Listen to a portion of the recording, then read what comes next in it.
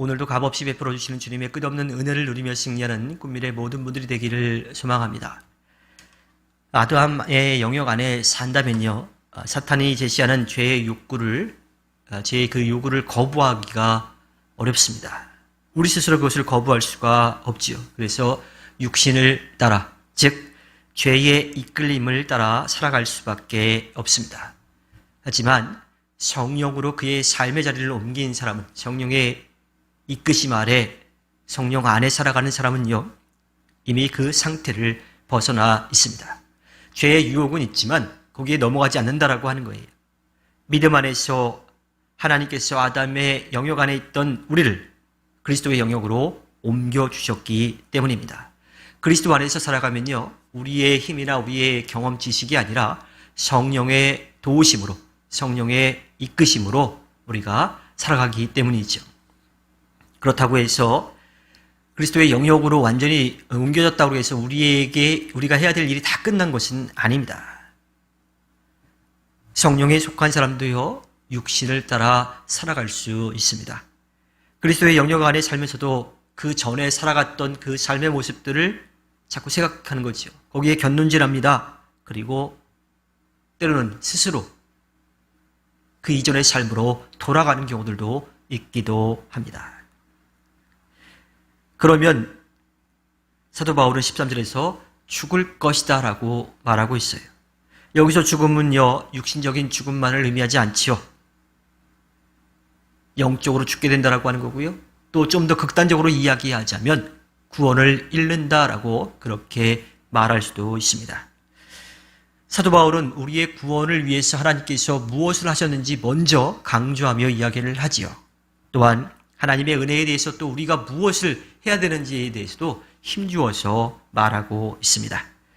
우리의 구원을 위한 하나님의 전적인 은혜를 우리가 값싸게 여겨서는 절대로 안 돼요.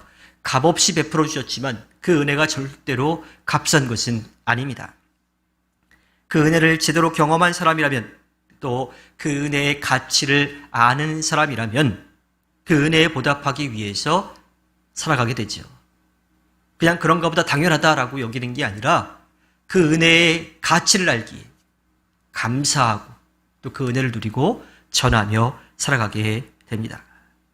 그래서 사도 바울은요, 육신대로 살면 결국 죽을 것이지만 성령으로 몸의 행실을 죽이면 살 것이라고 이야기하고 있어요. 그 은혜가 이미 우리들에게 베풀어졌기 때문에 그 은혜를 누리면 됩니다. 하지만 그 은혜를 누리지 않고 그것을 값싸게 여기고 돌아서면 그 은혜를 누릴 수 없다라고 하는 이야기이지요. 하나님께서 베풀어 주신 구원의 은혜에 대해서요, 우리의 공로는 아무것도 없습니다. 하지만 우리 스스로 그 은혜를 반납할 수는 있어요. 그러니까 믿음의 자리로 옮겨졌는데 스스로 또 그것을 벗어날 수도 있다라고 하는 이야기죠. 구원의 은혜를 값싸게 여기고 다시 아담의 영역으로 돌아간다면 우리의 구원은 위태로울 수밖에 없습니다.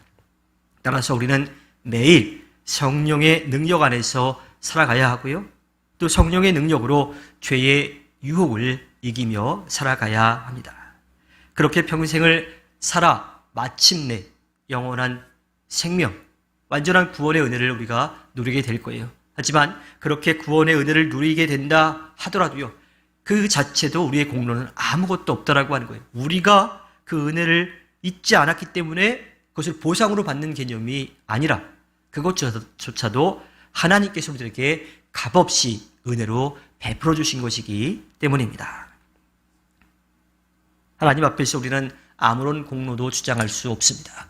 우리가 누리는 모든 것이 하나님께서 값없이 베풀어 주신 은혜이기 때문입니다. 주님께서 허락해 주신 오늘 하루를 살아갈 때에 우리를 위해 값없이 베풀어 주신 구원의 은혜를 우리가 누리고 또 그것을 전하며 이 땅에 주님의 아름다운 뜻을 펼쳐가 주님께 기쁨을 드리는 꿈미래 모든 분들이 되기를 주님의 이름으로 부탁드립니다. 기도하겠습니다.